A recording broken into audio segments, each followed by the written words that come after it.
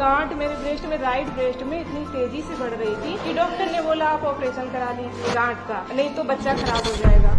मैंने सोचा कि बच्चा बच जाएगा और मैंने गांठ का ऑपरेशन करा लिया। गांठ का ऑपरेशन करा के 10 दिन हुए और मुझे वाइट डिस्चार्ज हुआ और मैं डॉक्टर के पास गई, उन्होंने बोल दिया बच्चा खराब हो गया आपका। जी बताओ एक बार आप। जी, आप सभी से मेरा ये अनुरोध है कि मुझे सबसे पहले गांठ आई थी ब्रेस्ट में।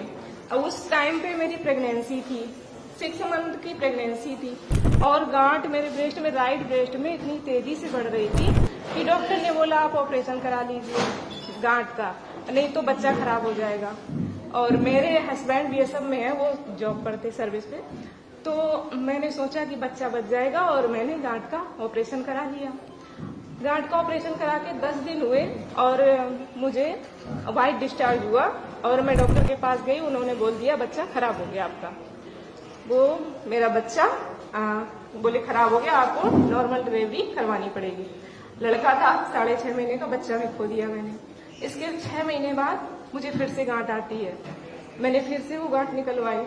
इसके 6 महीने बाद फिर मेरे गांठ आई, फिर मैंने निकलवाई। ऐसे करके मैंने 3 बार गांठ पहले निकलवाई, 4थी बार में मैंने ब्रेस्ट रिमूव करवा दिया। 5वीं बार मेरे ब्रेस्ट रिमूव होने के बाद में फिर से गांठ आती है और सारी जो रिपोर्टें आती थी मेरी, पहले बिनाइन आई, इसके बाद में मैलिग्नाइन ट्यूमर, 4थी बार में मैलिग्नाइन ट्यूमर आया।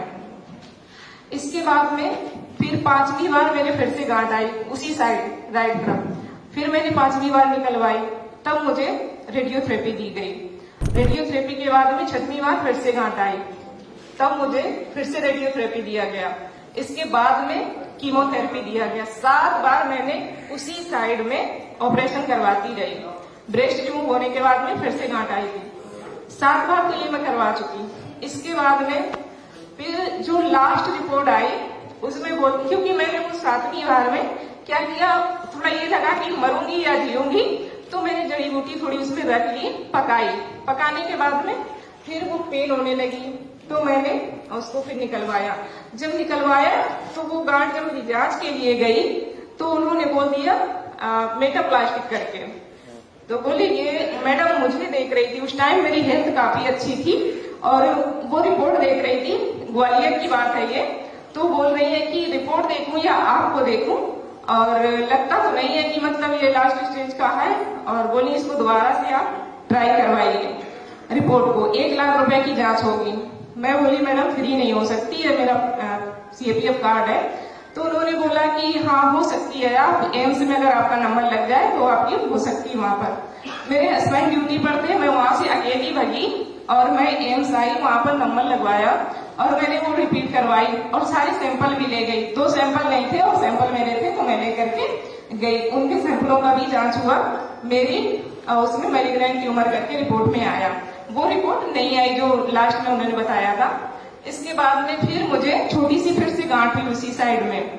वो गांठ थी तो मैं आयुर्वेद पे गई हरिद्वार, मैंने 2 साल वहां का ट्रीटमेंट लिया। मेरी गांठ धीमे धीमे से बढ़ रही थी और मुझे लगा मैं ऑपरेशन नहीं कराऊंगी। फिर क्या हुआ कि अभी जो गर्मी का सीजन था, आम खा लिए मैंने। मैं आयुर्वेदिक पर भरोसा करती हूँ लेकिन आम खा लिए और थोड़ा मैंने ये लापरवाही कर दी, तो मेरी गांठ थोड़ी बढ़ने लगी। बढ़ने के साथ साथ में उसी साइड छोटी छोटी आ गई और मैं आचार्य जी की वीडियो देखती थी, डॉक्टर विश्वरूपराज चौधरी के सर के, उनकी भी वीडियो, तो मैं यही डाइट फॉलो करने लगी। लेकिन मेरी छोटी छोटी सी गांठें आ गई और वो जो गांठ है तो मैं इतना थक गई कि मैंने सोचा इसको भी पकाऊंगी, जो होगा देखा जाएगा। लेकिन फिर मैं उधर अभी गई। यहाँ कब से आए हो आप? यहाँ मैं 3 दिन हुए हैं। अच्छा मुझे बताओ, जब पहली बार आपके बच्चा पेट में था उस टाइम किसी रिश्तेदार ने, किसी घर वाले ने बोला नहीं कि बच्चा पेट में है, बॉडी के साथ छेड़ाखानी मत करो?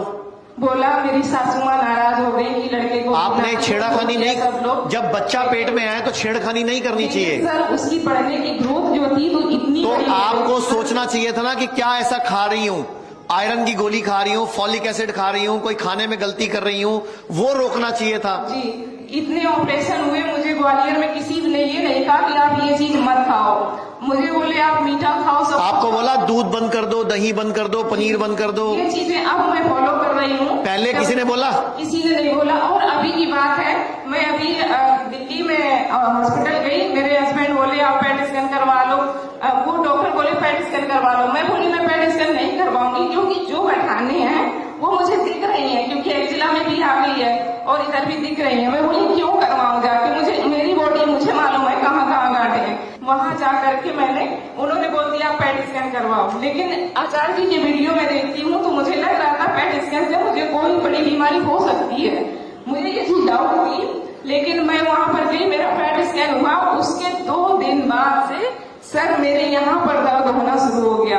अब यहाँ जो ब्लड की रिपोर्ट होती है, जांच होती है, उसमें ये आ रहा है कि शायद ये लीवर और उसमें ये पहुंच रहा है। और वहाँ मेदांता में जो रिपोर्ट आई पैट स्कैन की 4th स्टेज बता दिया गया मुझे। और यहाँ जो ब्लड की जांच हुई है हिम्स में, तो उसमें मेरा नॉर्मल आया है 18 कुछ है ऐसे करके है लक्षण, लेकिन कम है। लेकिन वहाँ पर 4th स्टेज का बता दिया गया। अब मैं आचार्य जी की शरण में आई हूँ और मुझे पूरा भरोसा है कि मैं यहाँ से स्वस्थ होकर के ही जाऊंगी, क्योंकि मेरे हस्बैंड थोड़ा हड़बड़ा रहे हैं।